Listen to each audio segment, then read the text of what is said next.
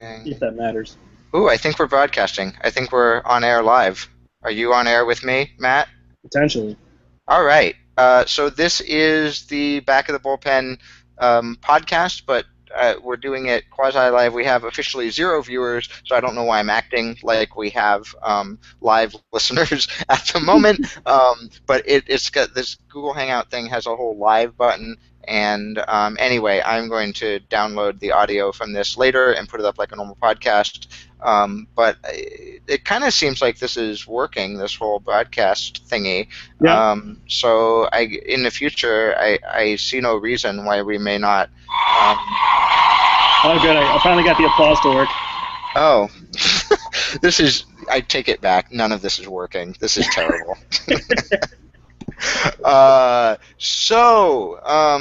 For those who don't remember me, I'm Jason Wojciechowski. For those who don't remember you, who are you?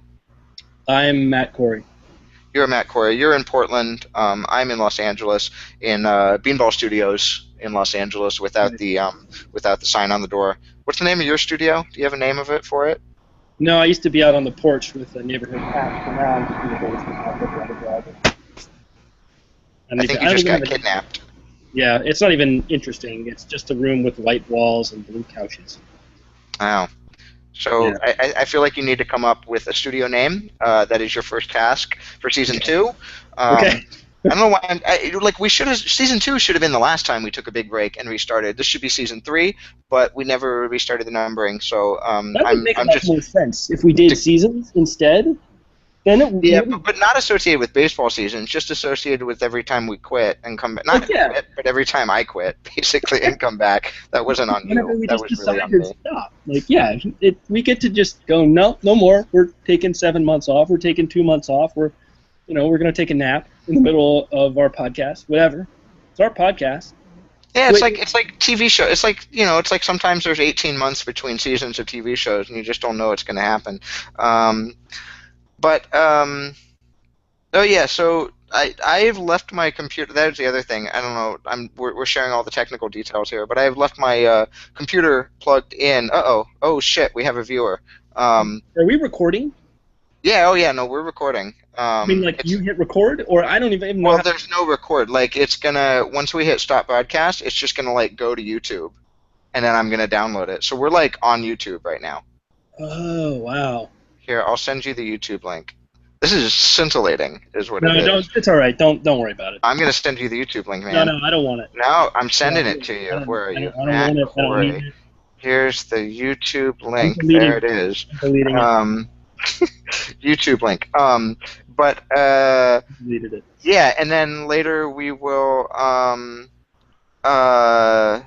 Later I'll download this and put this on a thing. But oh yeah, I was gonna say I put the my computer is plugged in. That has caused buzzing in the past. Matt said he didn't hear it. I never heard it. When I was talking. I always heard it later when I was listening to the recording. So if you hear buzzing and I haven't heard it, let us know. Our one viewer, if you hear buzzing, feel free to tweet one of us or whatever, and I'll just unplug my computer. This is the virtue of live, right? I mean, they can talk to us and tell us, and you can tweet at us. There's probably some kind of chat situation. I don't know what it is, but we'll figure that out some other time. In any event, so it has been, like you said, 7 months since we did this. Let's start with you. What did you do with your 7 month vacation from the podcast? Oh my gosh, what did I do? I guess I did a lot of writing. I started writing at Forbes, so that's nice. I'm going to call you Matt Flat Tax Corey from now on. Oh boy. Now, you don't have to respond to that. That's okay. Wait, is he from that? I'm gonna get fired. That's what's gonna happen here. This is gonna get same fired. Family. It's like two completely different Forbeses. All right, don't answer that. Never mind. Let's move on. You're writing at Forbes, which is cool. That's a cool gig. Yeah, it's not bad. I can write about whatever I want, and people can read it or not read it, and both of those things have happened.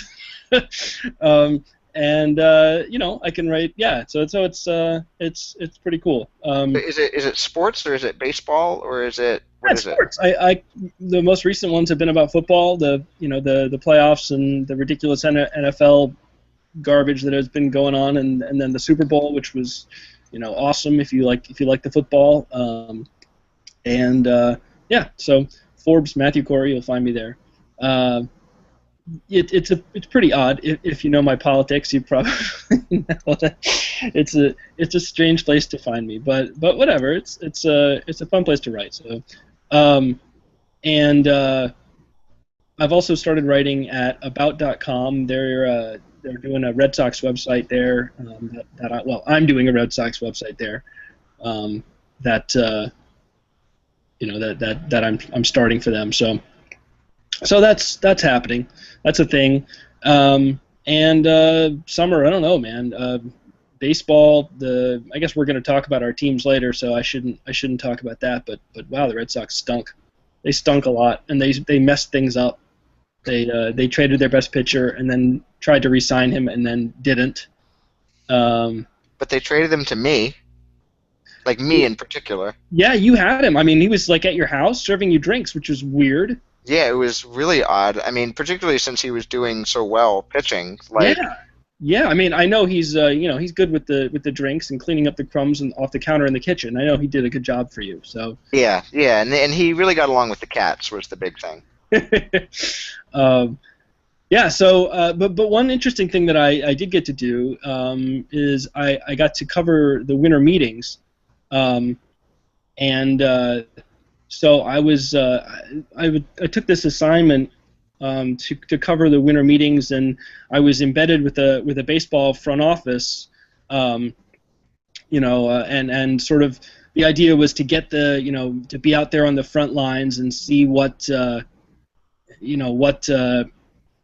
what actually happens during that long weekend, and how people at the front office handle that kind of stress. I mean, do they get kind of like PTSD? Do they get is that right? Post traumatic stress? Yeah. I get the right letters there. How do things go down? And it was interesting. I was working on this piece. And sorry, this is kind of a long story, but I'll try to shorten it up.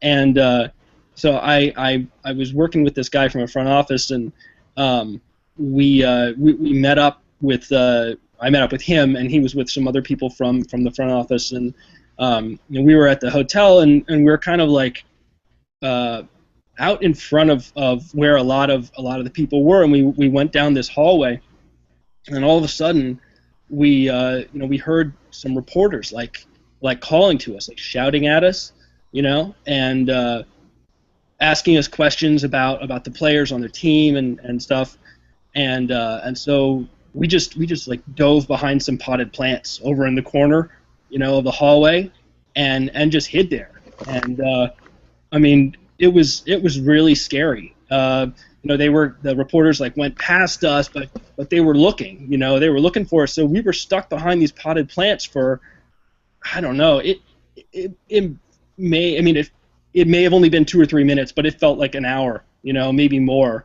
We didn't have any water.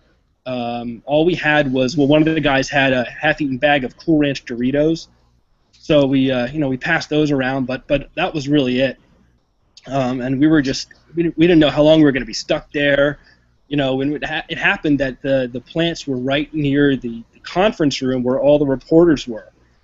So there was really nowhere for us to go. But finally we got rescued by a different general manager from a front office who found us there, and he helped us up and dusted off the Dorito crumbs and sort of herded us back to the team's suite, and yeah, so it was pretty scary situation, and I was right there in the middle of it there, and so I mean I wasn't one of the people working, you know what I mean, like working doing baseball ops, but I was there covering the event, and I was right there, and so that was pretty terrifying. So was I mean, did you ever were you did you have any did you think at any point that you might not make it? I mean, yeah, you start having those thoughts, you start wondering if maybe you should reach for your cell phone and call your wife and tell her that that you love her and take care of the kids and all that sort of stuff. That I won't deny that crossed my mind. Yeah, it was scary. It was a scary time. You know. I guess the only other I'm a little I feel like I talked to you around that time, and Uh-huh. I feel like you never mentioned covering the winter meetings before, Um. and I almost I feel like you weren't there. Well, I mean, I was. I don't know. I mean, I'm sort of searching my memory right now, and it's I don't know. Maybe I wasn't there. Oh gosh, maybe I wasn't there. Oh, did I? I feel like I was there, and all those things really happened. But you know, I never did write a story. I, it happens to the best of us, I I think. I feel terrible. I can't believe that I just I just I just lied to the nation. Some portion of the nation anyway. Well, the bright side here is that I suspect there will be no consequences for your action.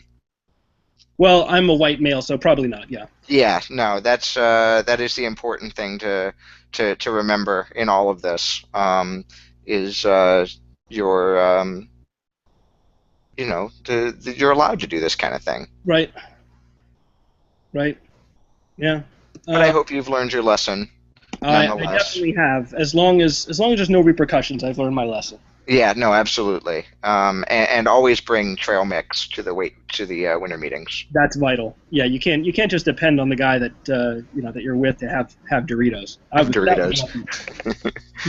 I was um, lucky. Yeah, that's so that was my summer and fall and winter. How about you, Jason? I heard tell you did a thing with stuff. yeah. Well, so wait. So what was the actual date of our last podcast? Let's see. Back. What's The our? ninth. Well, we did one on our last full one was at the end of June, Oh but wow. but Oh then yeah, and then we did one that we didn't record, or that yeah, I didn't record it rather. didn't. Yeah, it didn't record it. I don't recall if it was you. Yeah, that was me. Okay, it was um, you. You screwed it up. uh, Maybe we get and a little announcement. Yeah. why do we not actually have? Like Google doesn't find the goddamn podcast. At bullpen.blumenball.org. Um, Not indexing. Yeah, okay, so right, so June 25th, and then on July 10th I said we'll be back, or we said we'll be back, somebody said Yeah. we'll be back, and that's been downloaded almost 500 times. Way to listen to that. So yeah, so the A's made some trades, and then they made some more trades, Yeah. and then they decided to never win a baseball game again. That was pretty neat. They got run over by the karma of the Royals. That was also pretty neat. I did have a lot of fun. Oh yeah, so the Jeff Samardzija trade. We didn't even like our last podcast was even before the Samardzija trade, because that was on the 4th of July, and I think I remember watching fireworks when I found out about it, or maybe it was like the weekend of or something. But in any event, yeah. So I actually had a lot of fun watching Samardzija and Lester. I kind of forgot what it was like. I don't know. I mean, I guess I watched Josh Donaldson the last 2 years, and he is a superstar caliber player. But Yeah. I don't know if A's pitcher, like ace type pitcher has been. Sonny Gray? You know, No, they've kind of, what's that? not Sonny Gray.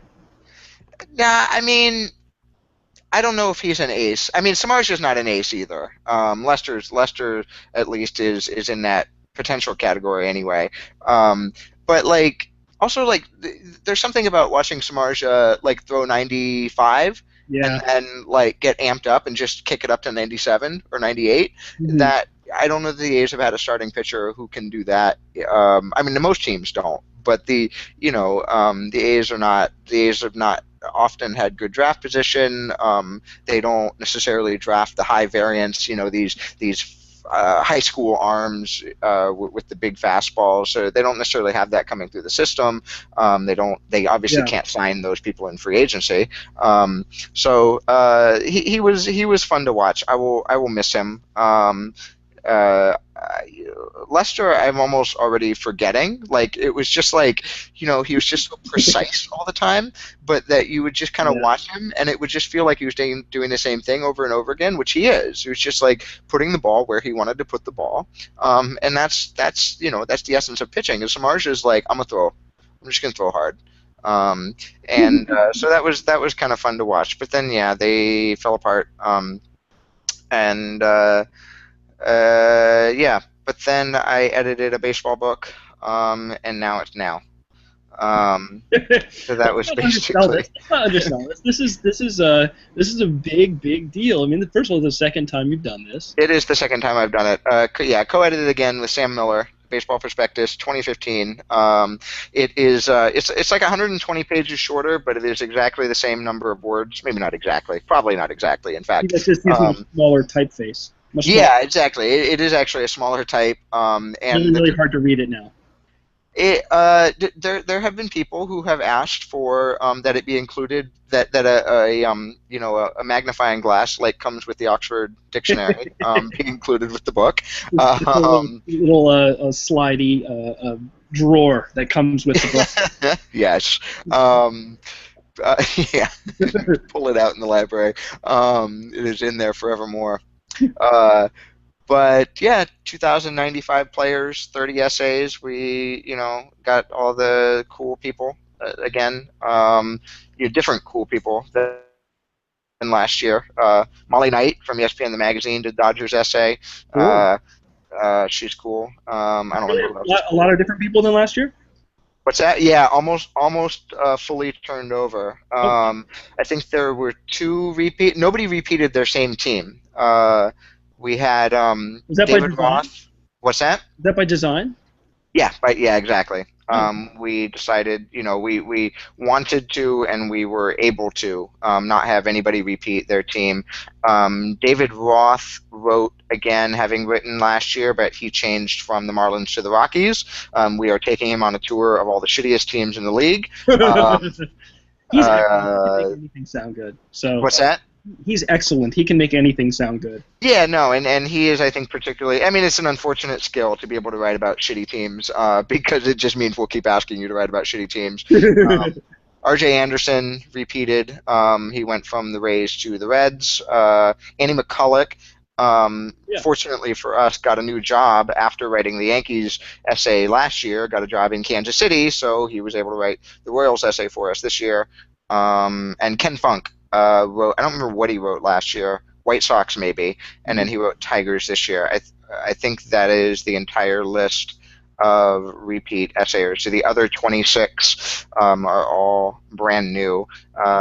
Red Sox fans who are listening to this because of Matt, Tim Britton of the Providence Journal. Is that what it's called? Yep. Yeah. Yeah, Tim is did the Red Sox essay. Did a very good Red Sox essay. Philip Michaels, who is a former editor of, I think, TechCrunch and Macworld. So he's like, a tech industry journalist. Yeah. Did the A's essay, did an interesting piece, basically like, shut up. It wasn't the UNS Cespedes trade that doomed the A's. He is 100% right, Yeah. and he made the case well. And then, there's like 28 or others who did awesome jobs, and I won't go through all of them. And then there's all the usual comments and jokes and back page essays. And, Peter Gammons wrote the preface, Mm. which is kind of crazy. I mean, Peter Gammons is like spoken at the Hall of Fame induction ceremony or whatever because Right. they gave him the Spink Award, and so he's not.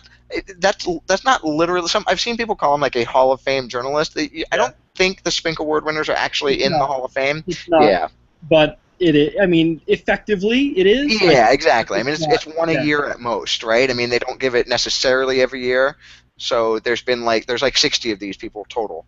Yeah. And one of them is Peter Gammons, and he agreed to write this preface, which is, I mean, it's nothing to do with me. You know, Sam did all of that, and more importantly, I think that speaks far more to the. This is the 20th book in history, and so I think that speaks to the previous, particularly the first, 5 to 10 books when the site was kind of brand new, and when the book was brand new, and when all these stats were brand new, and Yeah. it was, Joe Sheehan and Gary Huckabee and Christina Carl and I think not necessarily in the very very first wave, but soon after Keith Law, and there was Jonah Carey, and like the kind of Hey, Jaffe. the Yeah. early. Sorry. Hey, Jaffe. Hey Jaffe was in there. Yes, a lot of the sort of giants of the industry, many of whom have moved on to even much better things, and not that they're dead. Um, and I think it says a lot about all of the work that they did over all of the years. That someone like Peter Gammons looks at somebody baseball prospectus comes calling, and he says yes I because think. I that's what think. In the label. fairness too. And I know you won't say this, so I will. Um, I think it also speaks to what a good job you and Sam did last year. Um, there's no real need to be mean about it, but 2 years ago things weren't looking as good, and then last year you guys just did just an outstanding job. The book was as good as any book, or better. I think better, but at least as good as any book that DP's ever put out. I haven't seen the new one this year, but I have total faith that this one's even better. So, Well, I um, can tell you from at least one Amazon review that the book is horrendous. And, and is the I think the word was horrendous. yeah, And is the worst thing that anybody has ever done. This year's prospectus no, no, no. is simply awful. It can't be the worst thing that's ever done, because that is one of my articles on Sports on Earth, and also another piece that I did at Forbes. There's probably another piece also that's the worst ever done that I've done. I think so. So I'm sorry, you can't be the worst, because I'm the worst 3 times.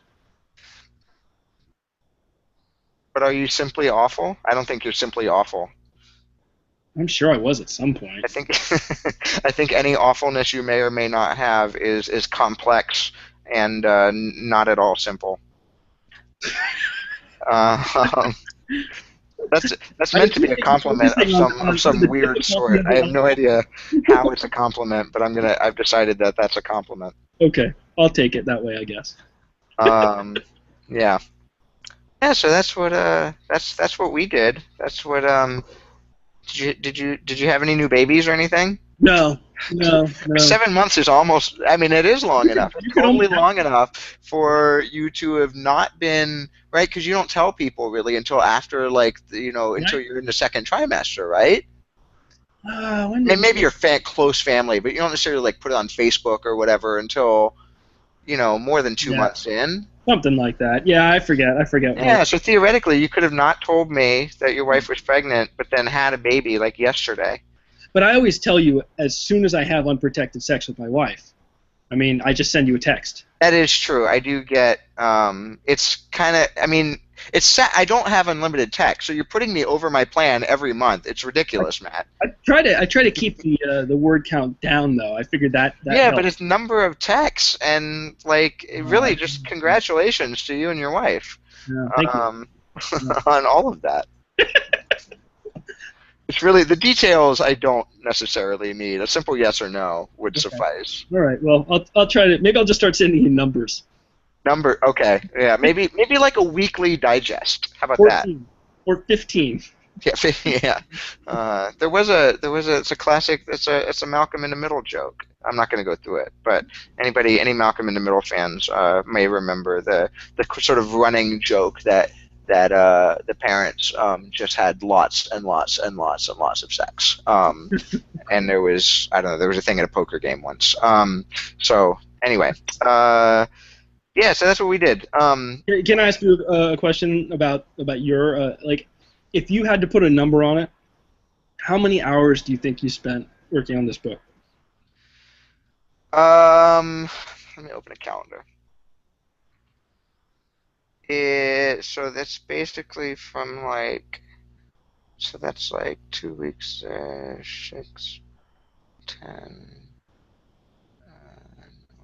I can't decide what would be funnier if you came up with a really high number or a really low number.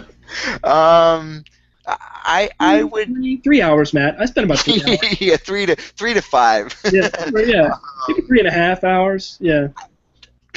It's hard to, I don't know, 200 maybe. That's what I'm gonna guess. I'm gonna guess it's like 200. That might be low. That might be high. That might be right exactly smack dab. Next year, if I do it again, I'm gonna like bill it like I'm a lawyer. I'm gonna bill the time.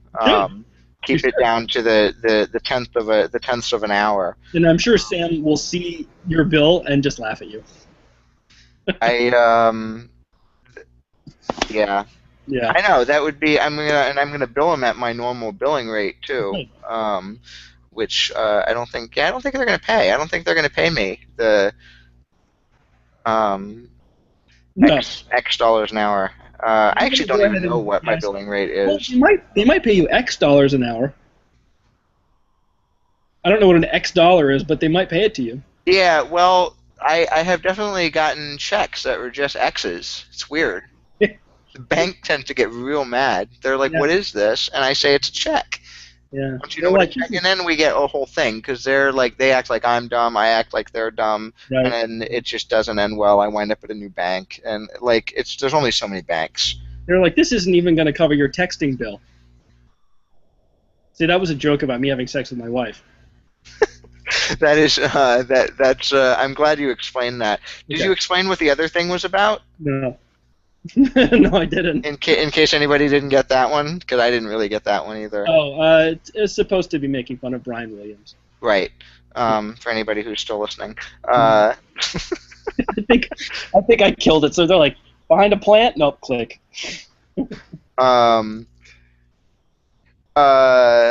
Yeah. So okay. So is that? I think that's. That's all right. Good podcast. Talk to you again next time. Yeah.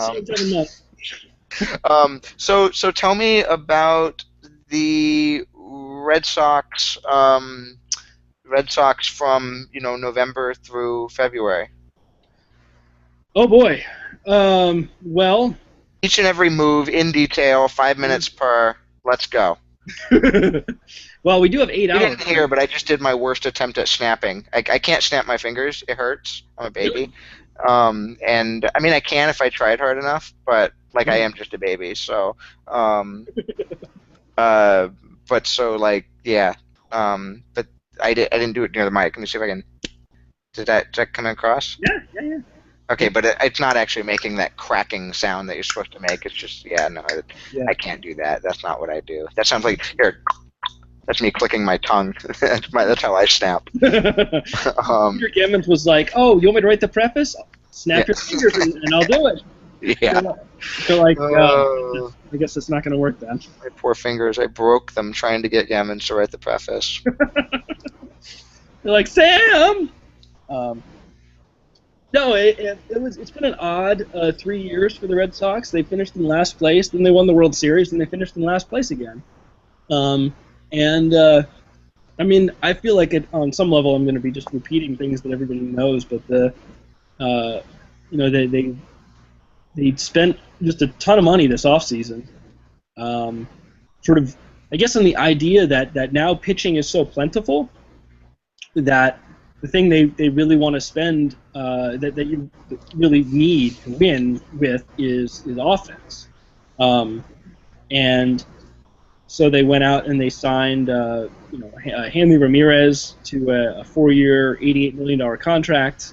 They brought in Rusney Castillo, who looks who the heck knows what he's going to end up being. But they signed him out of Cuba, and it looks like he could hit and play center field. And it's a good combination.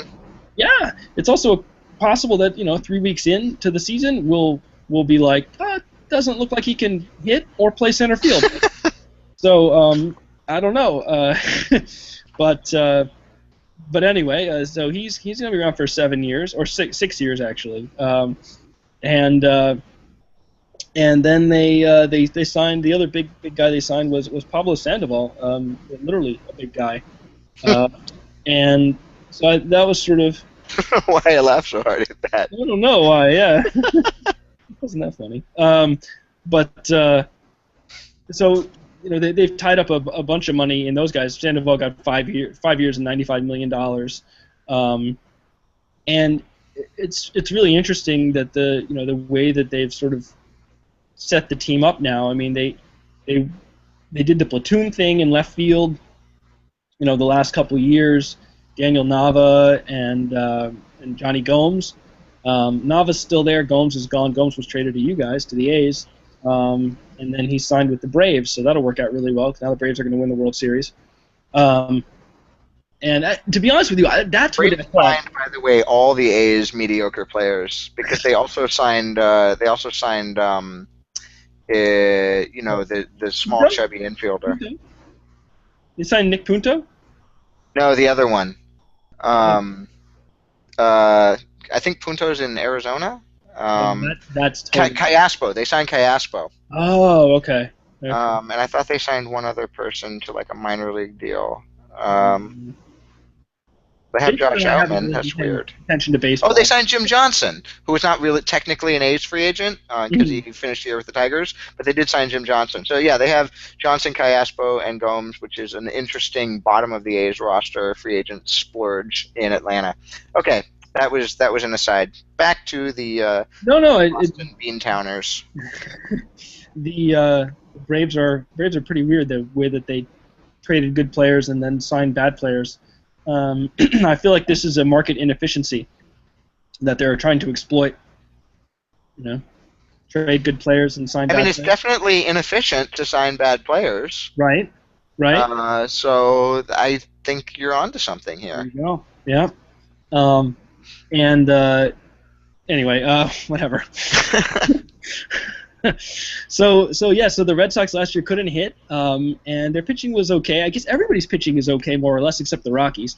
And so the Red Sox decided they were going to go out and improve the offense by bringing in guys in positions that they really needed to improve. I mean, they tried Will Middlebrooks for 2.5 years, and for half a year that worked, and then for the 2 years following that half year it did not. He was awful. He couldn't really hit at all, and when he was healthy, and then he would get hurt, and it really kind of left them up a creek. And they had some of the worst. I think they had the worst production at third base of any team over the last 2 years, which is saying something. And so then they, Pablo Sandoval. That's the one thing that makes me feel okay about the Sandoval deal, is even if he's not that good, like even if he hits 280, 320, 390. That's already much better than what the Red Sox were getting. Much better. I mean, for $17.5 million, it's kind of ridiculous, but much better than where they were. Perhaps the thing that maybe is the most interesting is the Red Sox totally turned over their rotation. So they traded Lester to the A's, and they got back Cespedes. And then they traded Lackey to the Cardinals, and they got back Joe Kelly. So then they traded Cespedes to Detroit, and they got Rick Porcello. So they have Porcello and Kelly, and Buchholz is left over. And then they traded for Wade Miley, and they signed Justin Masterson to a 1-year deal. And so they have essentially 5 ground ballers. Which is weird, right? I mean, that's not usually something that you have 5 starting pitchers who are all ground ball guys. Am I crazy? No, I think that teams wind up in different ways, different times, but definitely, particularly someone as extreme as Porcello added to others who were well, Masterson also Yeah. fairly pretty high, if I remember right. Um, yeah, no, it definitely it does not look unintentional to use a double negative. Yeah. No, and I think that's the thing to me that's particularly interesting is, um, it's almost like, well, Yankee Stadium and Fenway, of course, 81 games at Fenway, and then Rogers Center. We're just going to keep the ball on the ground. And the other thing is people are paying for strikeouts. I mean, I guess we're not specifically going to discuss the Max Scherzer contract, but it's it's a lot of money for a guy who strikes a lot of guys out, and with good reason. I mean, I don't dislike the deal from the Nationals' perspective, and from Scherzer's perspective, how can you dislike $170 million or 210 or whatever the hell the number is? Who cares at that point? But guys who strike out guys are expensive. I mean, that's kind of the way the market is, right?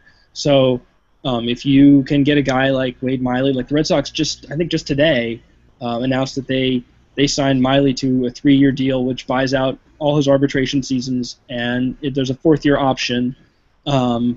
And he was not amazing with the Diamondbacks last year. His strikeout numbers went up. His walk numbers also went up. And I was looking it up. I'm going to write a piece about him, but his slider usage has gone up, and I think that's why his strikeout numbers have gone up. Excuse me.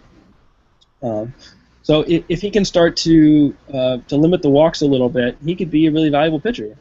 And if he can't, and he's just a 2-win, 1.5 win guy, they're still not paying that much for him. So I don't know. It's going to be an interesting team. It's not like the kind of team that you look at and you think, oh, these guys are world beaters. But they shouldn't have a whole lot of holes. They've got a really strong farm system. They've got a bunch of guys knocking on the door. They've got too many starting outfielders. They've got a bunch of guys who can play in the infield in all different positions. They have a couple catchers who are ready to step in. We've got pitchers galore.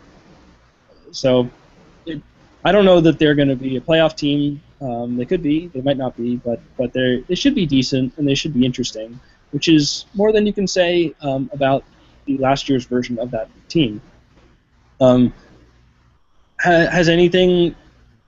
I mean, I know you've been engrossed in the book, but have you paid any attention to the Red Sox at all? Is there anything that sort of stands out to you that's interesting? I mean, well, I mean, like the sort of thing that jumps out when I mean the thing that particularly, I mean, we'll talk about the A's in a second, but the thing that I thought was helpful and kind of beneficial about working on the book is that I really kind of didn't pay a whole lot of attention to the off season as it was going incrementally. Right.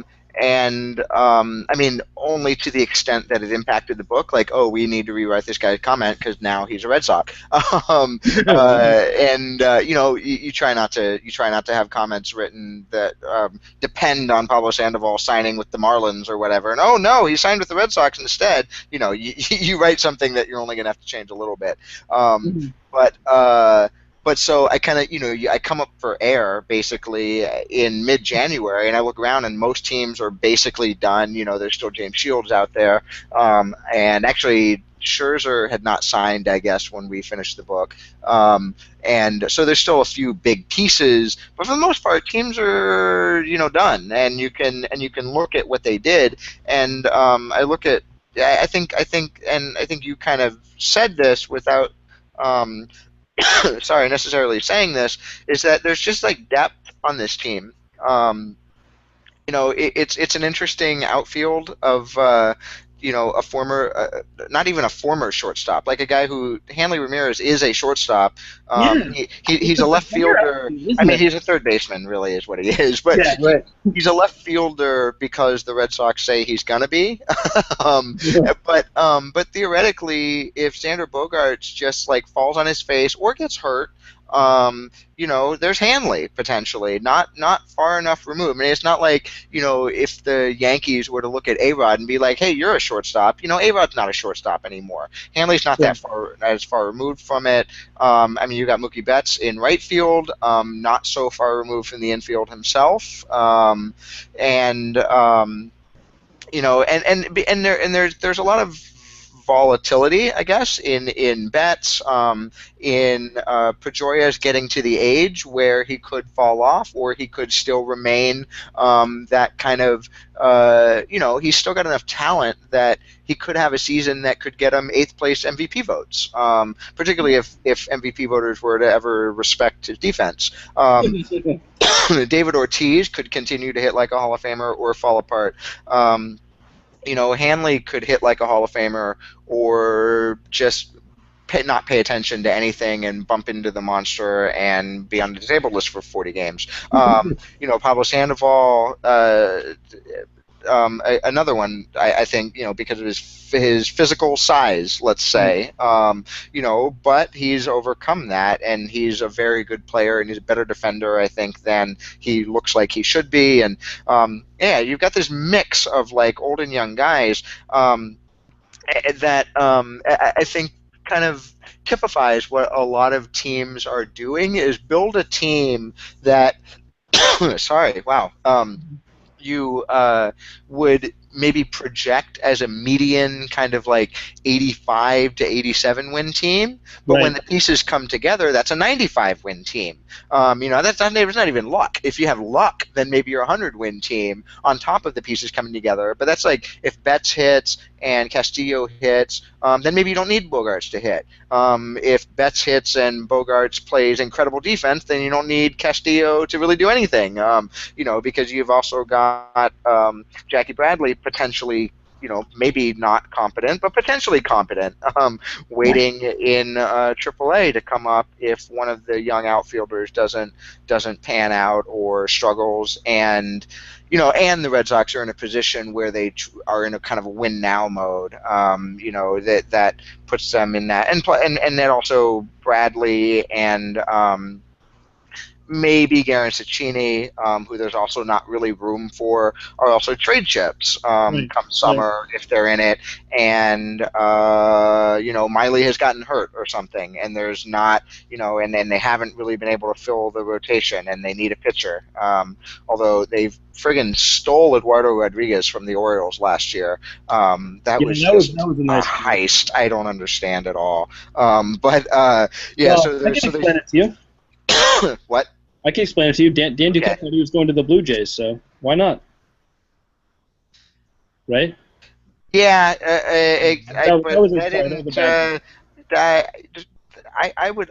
I would like to think he has integrity. Doesn't he have integrity? Oh, sure. I'm just being stupid. Oh, I know. I ruined the joke. I'm sorry. No. But yeah, no. So I look, and maybe this is sort of through the A's lens, because this is how the A's have built their team the last 3 years, is through depth. And the Red Sox don't necessarily have like a platoon kind of team. Both catchers hit from the same side, and you're not gonna, Alan Craig isn't gonna platoon with Mike Napoli, and nobody's platooning with Poppy. Shane Victorino isn't, he's not a platoon. I mean, he's a switch hitter. Sandoval's a switch hitter. And then otherwise, it's very right-handed heavy. Actually, now that both those guys can't really hit from the other side. They're switch hitters, but both of them are much better hitters from. Victorino's a much better hitter from the right-handed side, and I think. Sandoval's a much better hitter from the left-handed side. Okay, well, Sandoval at least, I mean, that's where you want to be a better hitter from. Right. Victorino hitting better from the right side is not good necessarily for his playing time, because the outfielders that he's on the roster with are all right-handed. Right. The team got right-handed really quickly. I mean, there's a big turnover, and I think it's one of the things that when you're putting a roster together, you notice and you pay attention to. That those are two things that mean the same thing, and but I don't think it's necessarily the determining factor when you're signing a guy. Maybe maybe if Sandoval was I don't know. See, I think even if Sandoval was a only a right-hander or only a left-hander, they still sign him. You know, Yeah, I, well, and you don't turn away Hanley because you're like, we're a little right hand heavy. We don't want exactly, Hanley. exactly right. Like That's a much maybe better way of making that point. Yes. if you have two guys who you rate pretty similarly, you make a harder push on one of them. But I mean, Hanley was at the top of the market, and the Red Sox had the money for it. He's that's not you don't worry about it with Right. Hanley. Right. Um, Yeah, I don't think they were expecting to. Craig, I just want to call out Craig Goldstein for being an asshole right now on G Mhm. Chat. I know he's listening, so Craig can go fuck himself. FYI. Uh, but in any event, What has he um, done? I like Craig. I don't know what he's done. no, Craig. No, nobody likes Craig. Craig's Uh, terrible. uh, well, I Um, mean, from where what did I he? know of him, he seems like a nice person. No, he's okay. He's not really that all that okay. Um, Yeah, so no, I like I guess the other question I have for you about the Red Sox is the sort of divisional context that they're working in. The Yankees are definitely in a down period. The Rays do not appear to be making big pushes to, acquire now players Right. necessarily. The Orioles appear to always be in this weird new Orioles kind of place, where they're just going to win all the time despite players nobody's heard of. And the Blue Jays, on the other hand, the Blue Jays, made yet another sort of round of big splash this offseason. But does it look like? I mean, I don't want to call it a window, but I mean, like, where do you think the Red Sox fit in the competitive situation of the AL East right now? No, I think that's a really interesting question. I mean, I think you can actually make an argument that any team in the AL East would finish in any position in the AL East. You know, the Orioles are coming off what 97 wins. I don't know if the Yankees can finish first. I think they totally can.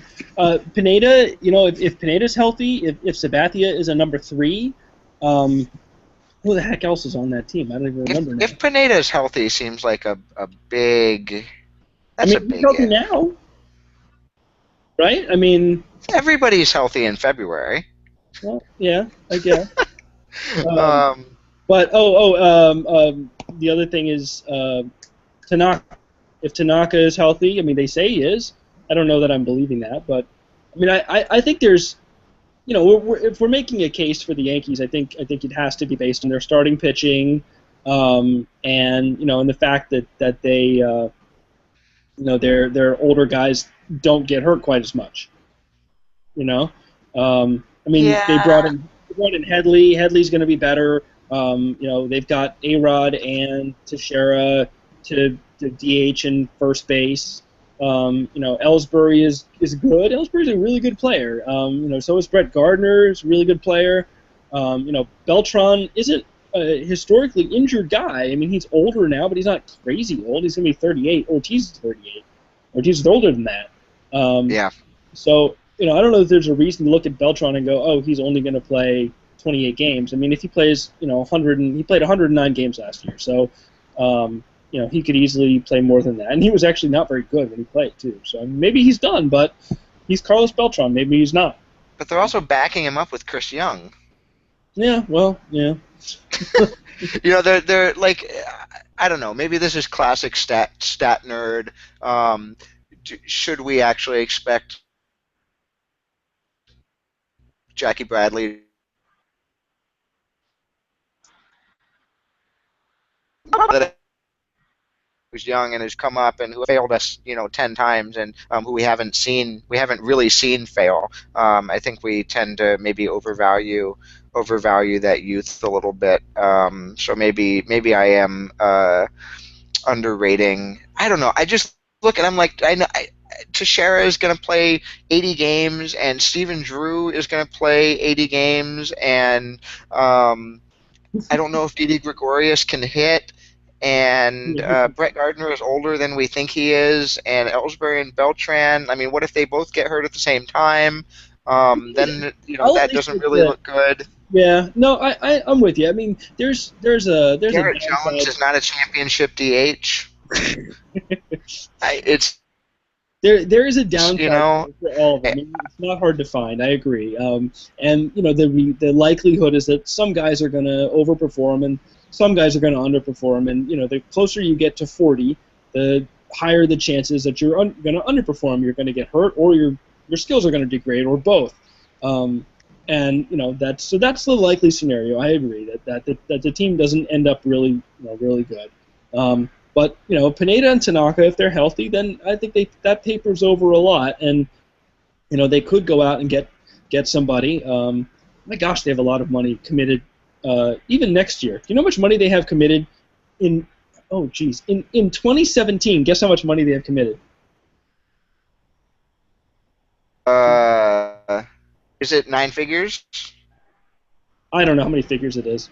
Is it over 100 million? Yes. Okay, that's as close as I'm gonna guess. I'm just gonna say, yeah, wow, it's nine figures, even though we're talking about 3 seasons from now. It's $120 million. Yeah. That's in 3 seasons. Yeah. In 2016, it's $182 million. They're over the luxury tax next year. Yeah. Um, Yeah. so I don't know, but there is a reason that most of these guys are getting this money, and it's because at some point in their careers they've showed that they have skills. I'm not making the argument that this team is going to finish first. I'm making the argument that if you play the season out enough times, it's possible. It's possible. It's not impossible. Yeah, but I mean, do you remember the article Sam wrote?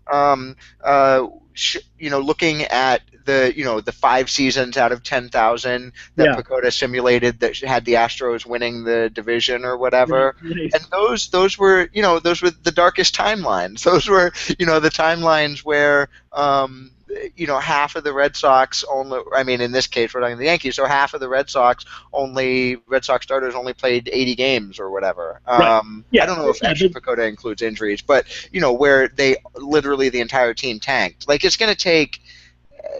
The sea Yes. turns to boiling blood. I understand what you're saying. Yeah. and it is a possible thing. The sea can turn to boiling blood. I will give you that Not possibility.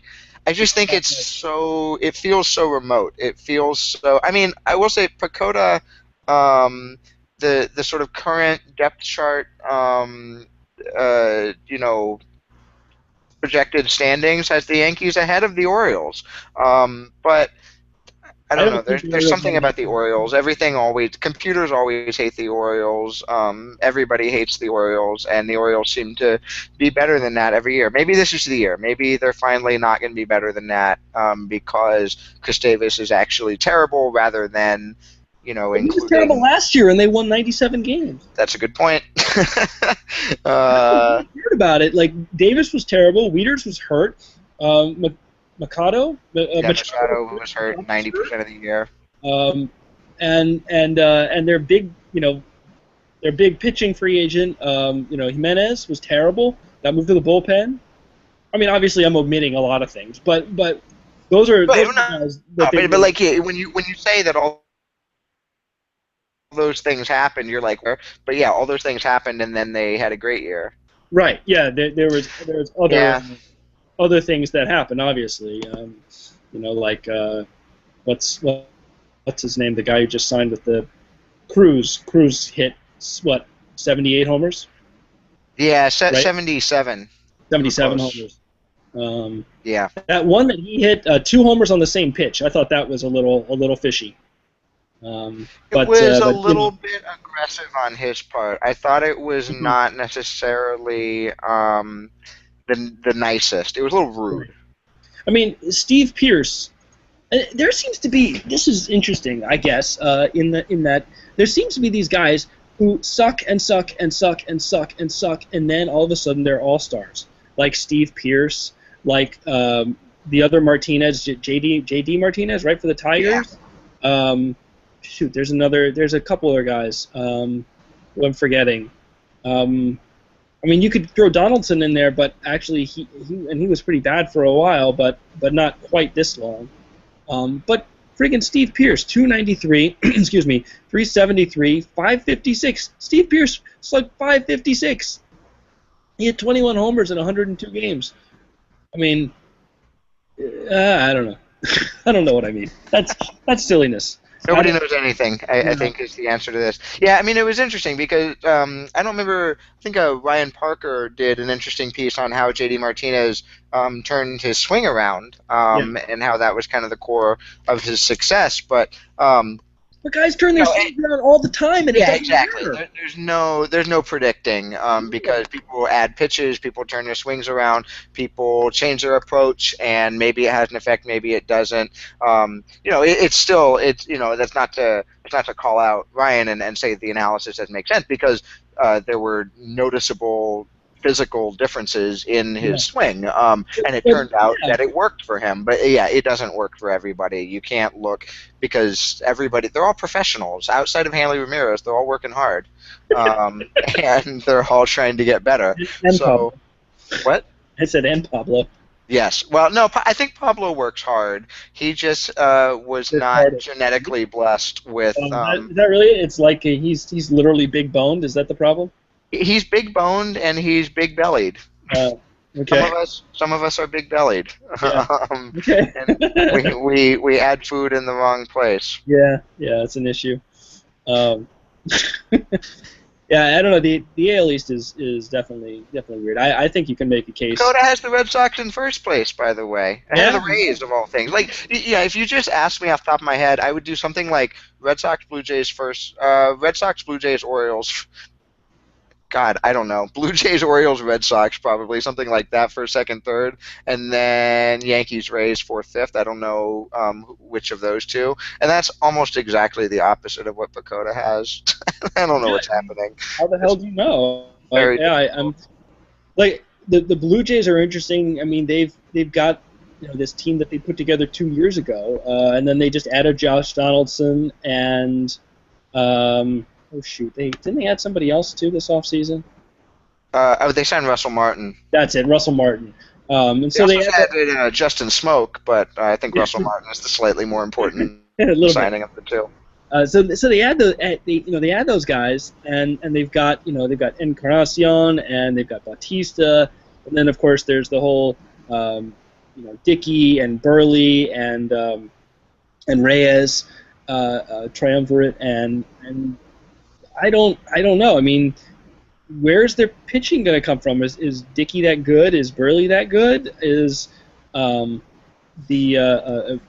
can Marcus Stroman's body hold up the whole season? Can he pitch as well as he did last year?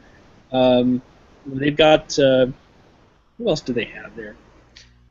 Well, they've got Drew Hutchison and Marco Estrada, who are, I mean, it kind of looks like Stroman is a potential 1-2. Yeah, I mean, And he then could be they've the got a best bunch pitcher of in that fourth division. starters. If Tanaka's not healthy, he could be the best pitcher in that division. Yeah. Let me think about that. Well, I mean, the Um, Rays have a bunch of good pitchers, but they don't they don't have David yeah, Price. there's not really aces necessarily, but yeah, with Price gone, the Red Rays Sox don't don't have really have either. anybody with necessarily an ace upside, and the Orioles have never really had that. I mean, yeah, the injury really throws things for a loop with Tanaka. Um, yeah, you're right. It probably is Tanaka and Stroman at the top of the division in terms of upside, Yeah, unless you really believe in Rick Porcello, which some people still do.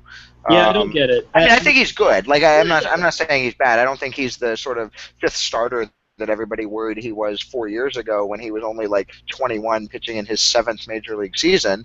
Um, but but he's probably not an ace. He might be the Red Sox best starter, which is not necessarily a great place to be. right. On the other hand, they're all number threes, so you're Or better off with all number threes than all number fours. or worse. I mean, Masterson was awful last year. He says he was injured, and that's why. But maybe he's just awful. That's true. He may not be a number three. His may be more of a number three upside than a number three, just a number three. Buck But Holton. yeah, the Blue Jays, the pitching situation is definitely going to be the downside for them. And yeah, they sort of went all in. I mean, actually, Andrew Stoughton wrote an interesting essay, a good essay for the annual about where the Blue Jays are and their weird kind of back and forth. Ping ponging between not being able to add anybody, and he has a good anecdote, story, whatever, in there about their attempt to sign Irvin Santana last offseason, Yeah, because Santana was sitting out there with a qualifying offer and right. waiting and waiting, and they had apparently quiet deals done with players already on the Blue Jays to restructure their deals so they could sign a guy for 1 year for $14 million, because they just didn't have any money last year. And then this year, and that was a year after having enough money to make those trades, and to get Dickey, to get Reyes. Those are the major, and to get Burley, and that was more about the money than the talent they sent away. They sent away plenty of talent. Particularly, I think, for Dickey. Noah Syndergaard looks great, but it was more about taking on those contracts, and then this year they kind of did it again. I mean, the A's, they gave up talent to the A's for Josh Donaldson, but I'm pretty sure the A's were concerned about someone with MVP type numbers, and 4 years of arbitration coming up. So it's more about the Donaldson money, and then the free agent contract. They outbid everybody, including the Cubs, for Russell Martin. The Cubs in Chicago, with all that Cub money, Yeah, and they outbid them on Russell Martin. So and so all of a sudden they had money again, they and already had and a catcher. and And they already had a well, catcher, yeah, right? no, yeah, they didn't have a good catcher. Well, not a great Um, catcher, but they already had somebody. I mean, you had the. It's I don't know. You could make the same case, I guess, with the Red Sox and Hanley Ramirez. They already had outfielders. Like, they didn't need another outfielder. It wasn't, maybe they needed another hitter, but they didn't need another outfielder. And I guess, maybe you could make that case for the Blue Jays, yeah, yeah. or not. Maybe that was stupid. No, I don't know. I don't know. It's hard to.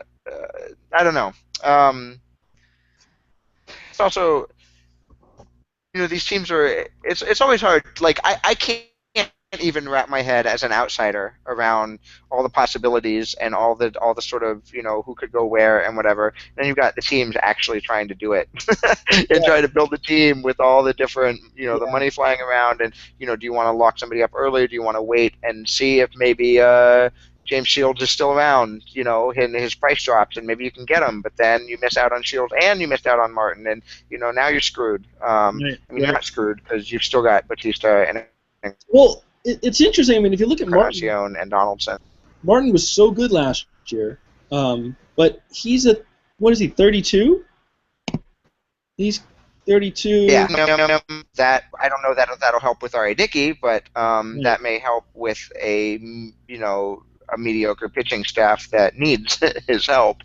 You know, So yeah, I like Russell Martin. I think for a 30 some odd year old catcher, 4 years or whatever they gave him is a little aggressive, but I like five. They gave him Russell 5. He's going Martin. to be 32, and they gave him a 5-year. Five, Do you know how many games he played last year? 197. That is incorrect. It's less than Oh, that. I You're was I going in a close? different direction there. It's less than that. Less than that. Is it 196? Nope. It's 111. Hmm. 111. That doesn't seem like a lot. No, that's low even for a catcher. Did he get Yeah. hurt? He must have gotten hurt at some point. Yeah, I don't have his I don't BP. remember what he I did to don't actually himself. know. I mean, he was incredible. His on base percentage was 402. Um, That's a lot of on bases. it is. He got. I think part of A that lot is of he got hit by percentage. 15 pitches, which is a lot, and a lot more than he's ever gotten It's a hit lot by. in 100 and some odd games. Oh yeah, he had hamstring problems Oh, okay. There last you year. Missed about a month, a little less than a month, in the early part of the year. But then he's got no missed games. So that's the only disabled list. Was a hamstring Okay. in May, basically. I guess they were keeping Um, him fresh. That makes but sense. I my mean, what? it makes sense to keep him fresh and not play him for 150 games or whatever. Uh, Yeah, my guess is that you have you're a 31-year-old catcher and you have a hamstring problem in May. The team is going to be a little more aggressive about giving you games off yeah, throughout the rest of the year. Even a team like the Pirates that are trying to go to the playoffs. right, And there's always that temptation to uh, sell it all out. But I mean, a pending free agent, um, right, right. and I you're think the they thought they could Pirates. resign him. I think they probably thought they could resign him. I mean, he professed over and over how much he loved Pittsburgh and the Pirates, but That's true. Yeah, no, I think they had not fully counted it out. That's a good point. Unlike, I just assume every team that isn't the Yankees is like the A's, and they know that they're not going to bring anybody back ever. it's interesting though. I mean, everyone is loving that deal, and Martin was so good last year, and he's an excellent defensive catcher. And it's kind of neat that he's Canadian, and so he's going to play for the one Canadian team. I love that aspect of it. But I think there's a pretty decent chance that this time next year, that deal is looked at as just a giant mess. You know, I mean, what is it? In 2009, let's see if will they let me do this. Yes, they will. From 2009 to 2012, so 4 different seasons, he hit 236, 334, 368. That's cumulative over that time, and that's with the Dodgers and the Yankees. That's an OPS plus of 90.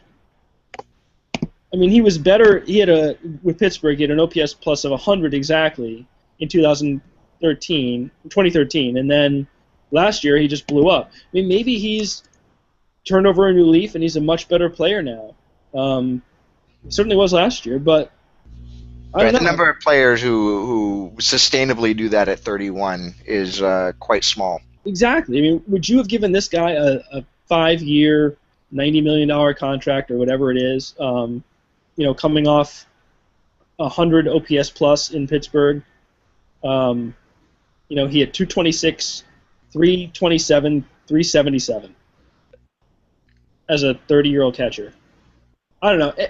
I'm probably being too harsh, but it just seems like this is a real possibility of not being that good. The Donaldson deal, and that's interesting. And actually, we should touch on that. I don't know how long we've been doing this for because I don't have a timer or anything.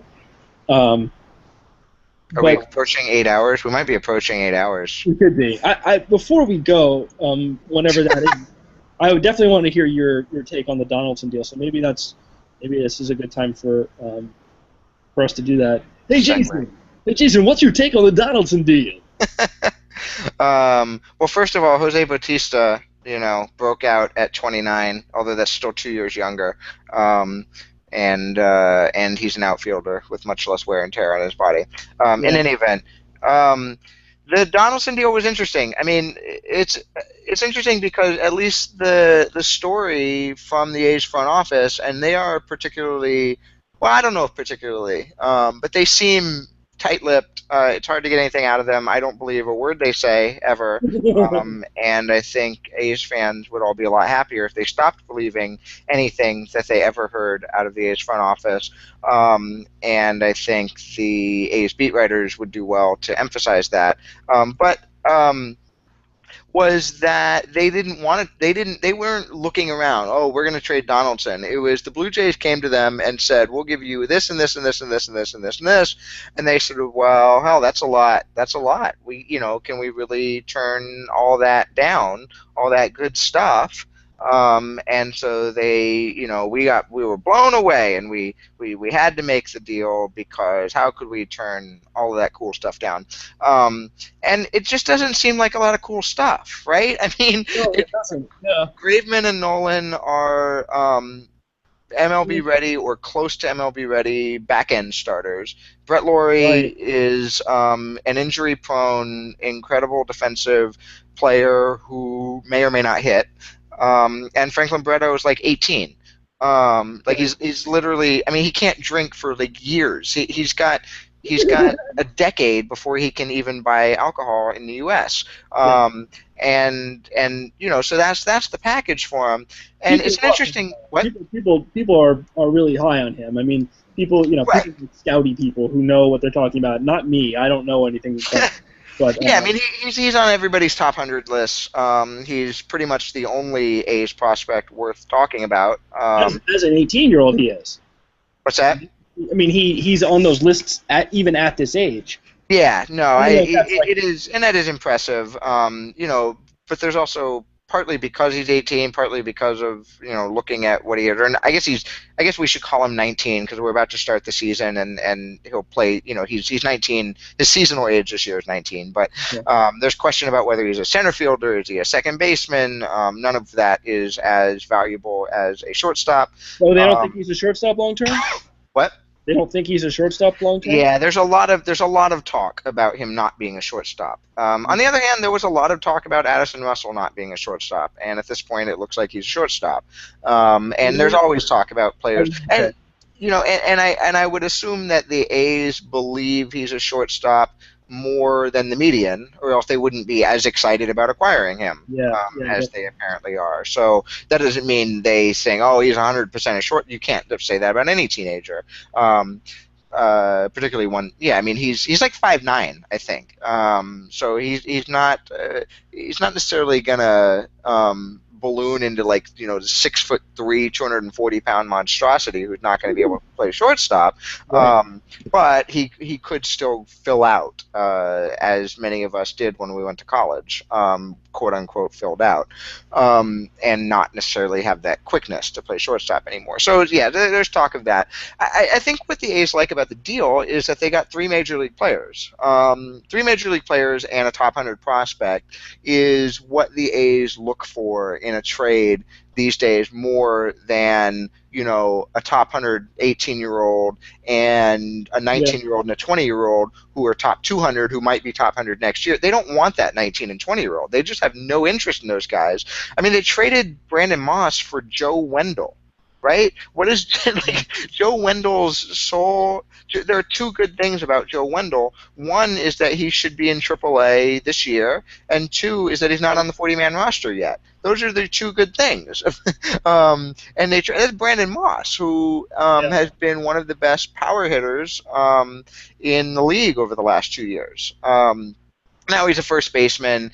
The league is a lot smarter than it used to be. The league knows what a first baseman is worth, and wasn't going to offer Franklin Barreto for Brandon Moss. But still, I feel like there's a different type of player than Joe Wendell, who is of approximately equivalent value that 10 years ago teams might have traded for, the higher upside but the lower downside, the farther away from the majors.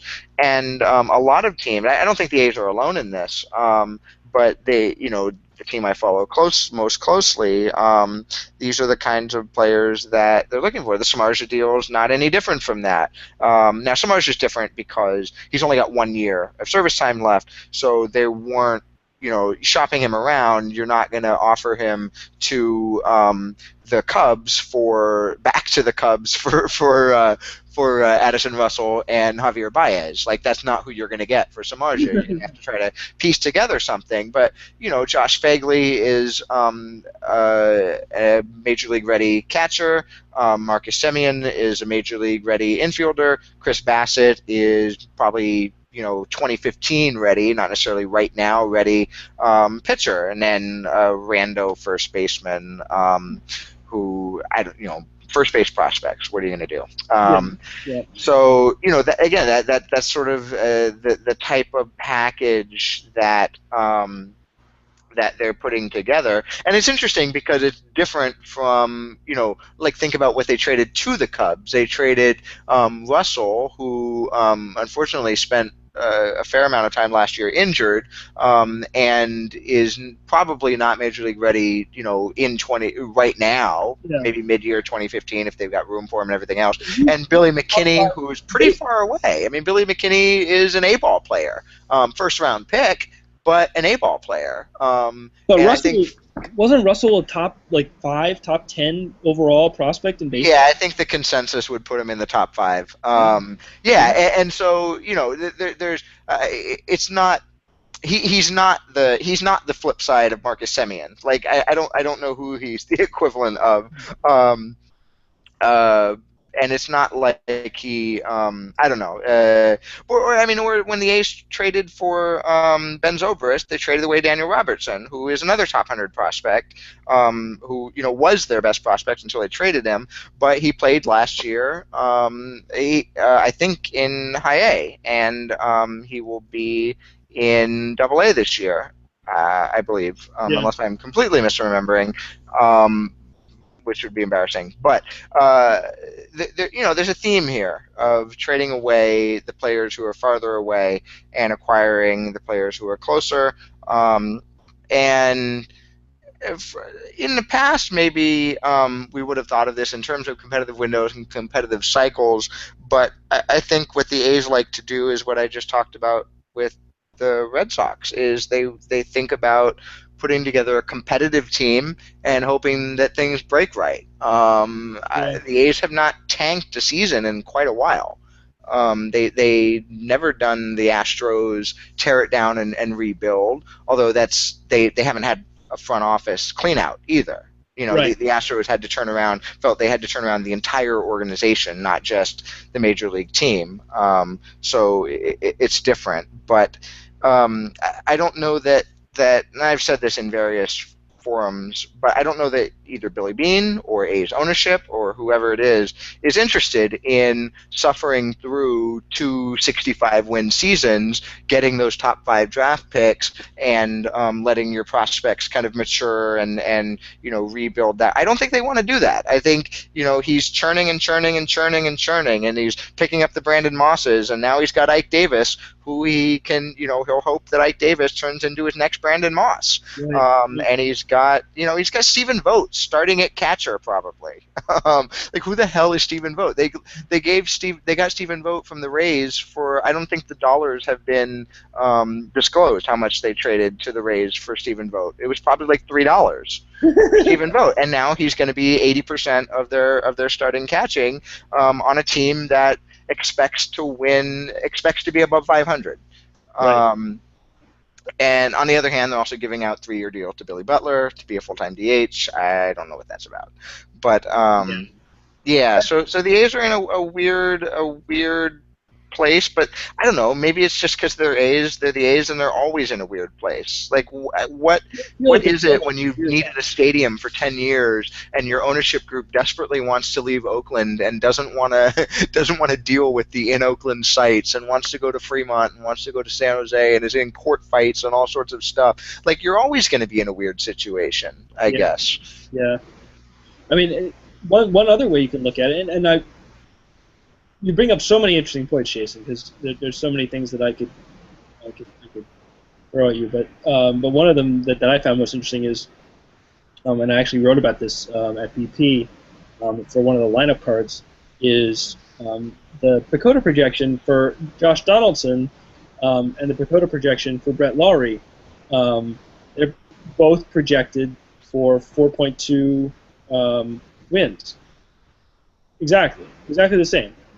I mean, they get there in different ways, but uh, like you said, it depends on how you value defense. Um, but if both those guys end up being roughly equivalent, they don't even have to be the same. If they're roughly equivalent next year, um, you got to think the A's came out of this much better than. I mean, we're sort of, at least I'm sort of thinking, okay, well, they traded Donaldson, who's a superstar, for this guy Laurie, who's, like you said, he's got skills, but he can't really stay healthy, and his overall output is probably going to be half or a third of whatever Donaldson does. But if they approach the same value next year, and then you've got Barreto and you've got Graveman and the other guy, Nolan, um, that looks like a pretty huge win, doesn't it? Yeah, I think that. Um, I mean, I wonder what else they could have got for him. I mean, That pair of projections is not one I'm willing to put a lot of faith in. okay. Put it that way. Mainly because on Laurie's side on the playing time, and Right. on Donaldson's side, it Donaldson's history still includes when he was a chubby catcher, a Yeah. chubby struggling catcher. He hasn't aged. He hasn't moved the window so that his physical change is all that the projection system sees.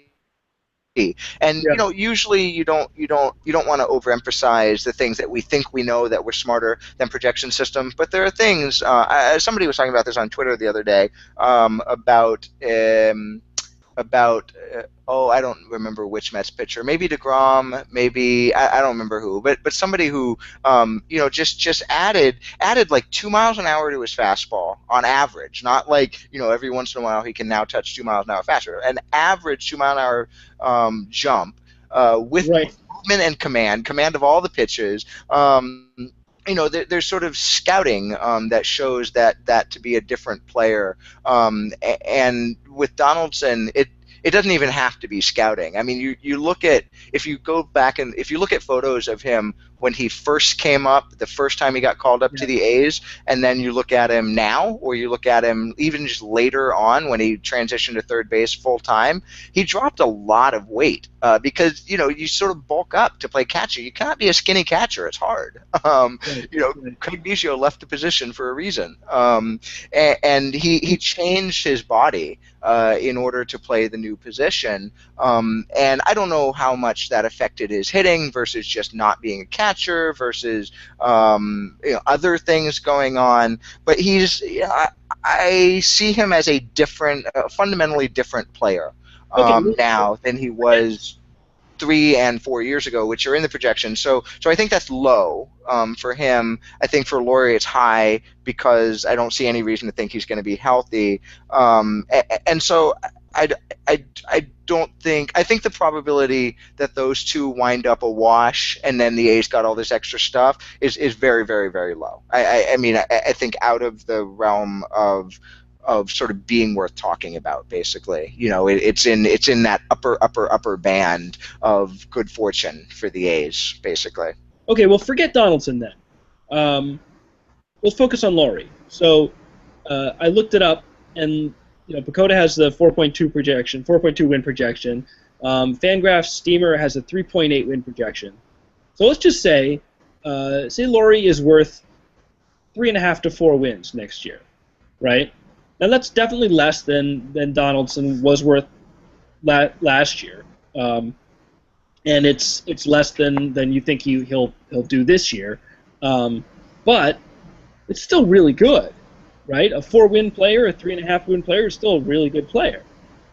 And at that point, you've got Laurie and you've got the other guys that we just talked about. Um, I don't know. I mean, it's an if, you know. It's yeah. Well, I obviously mean, I think again the key is like if you look on I mean.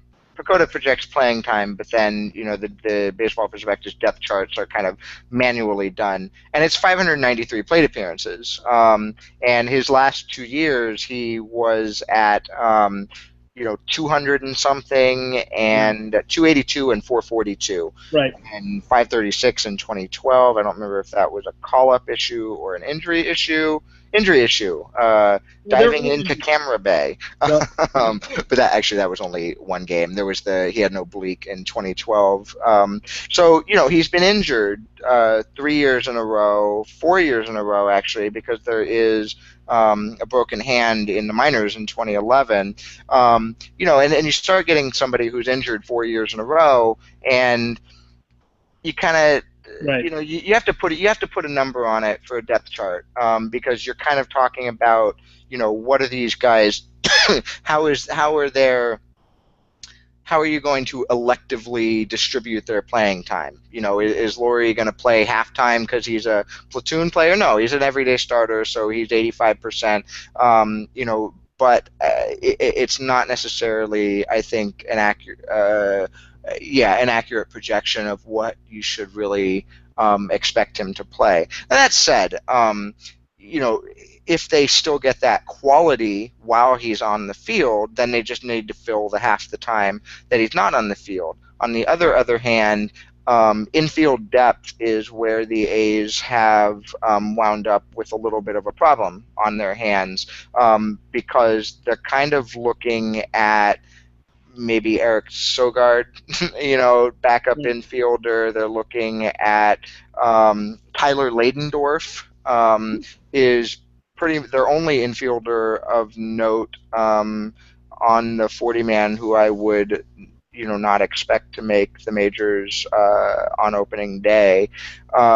So it's not a great depth situation, given that Brett Laurie is almost guaranteed to go flying into a tarp and concuss himself or something. Well, this is an area where playing in OO dot whatever the hell it is, with all the stuff for him to run into. Yeah, exactly. Hopefully the A's don't accidentally leave some sort of Oakland County Fair giant Ferris wheel sitting over by third base. You're gonna run into the cotton candy machine. Right. I wonder what the worst cotton candy injury in baseball history has been. Cotton candy injury. 2 unconfirmed minor injuries. That appears to be the worst cotton candy injury in history. But Brett Laurie will break that record. I believe in his ability to break that record. Either him or Coco Crisp will wind up in the cotton candy machine. Oh my gosh. This is a guarantee. How long have we been going now? How long have I been going what? No. How long has this podcast been going? Oh, about an hour and a half, I think. Okay, I was gonna say maybe we should save our minor league draft for the next time. I don't know what. Yeah, I think we should. I think that's good. I think because that's probably another half hour. We don't need to. We don't need to do that. We can tease it though. It's Ben and Sam on Effectively Wild. Every year they do a minor league free agent draft, and so we thought we'd do one of those. So that's it. Yeah, and we will. We will do it because the season will not have started next week. Right. So we'll still do that. But yeah, you're right. We went long on the A's and the Red Sox and your Brian Williams mockery. Yeah. How dare you make light of an American hero? Honest to God, Matt. I'm a horrible human being. You're a terrible human being. You think just because you have kids, you're immune to criticism. No, I've read the comment section. I'm well aware how bad I am. You're well aware how much criticism you're allowed to be given. Yeah. It's not about you. It's about the words that you write. and how horrible they are. Yeah. Anyway, all right. So are we on for next week? We'll talk about that. We'll talk about that off air. I have a potential scheduling issue, but that doesn't mean we're off. It just may change the schedule. But we should. It wouldn't be awful to be. We've lost half our viewers from the live. We had a maximum. We had 4 at one point. I don't know if I don't know if you noticed or if you have the ability to see it. I might be the only one with the ability to see it. But we had 4 friggin' viewers. That's incredible. That's great. Incredible. I think God, we just lost one. No. Me talking about their viewers, we lost. No, we're back up to 2. Oh, good. Okay. Somebody stop clicking leave and enter. Stop clicking leave and enter. I demand that you not do that. No, they're gonna it's me actually. I mean, they're actually completely justified because we're vamping at this point, as they say. Not vaping. That's different. Not vaping. Oh God. We should have Bill Hanstock on and talk about vaping. I made a vaping joke on Jabo.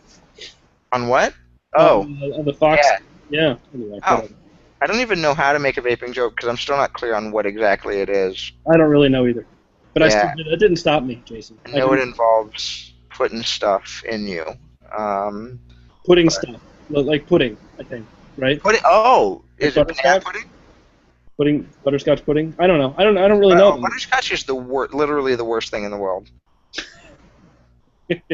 I have no love in my heart for butterscotch. It just does not deserve good things to ever happen to it.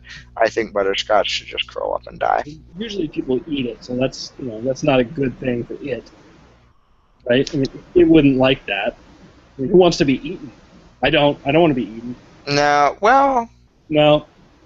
I don't know. Mm. Text me about that later. Talk to your Okay. wife about it and text me. All right.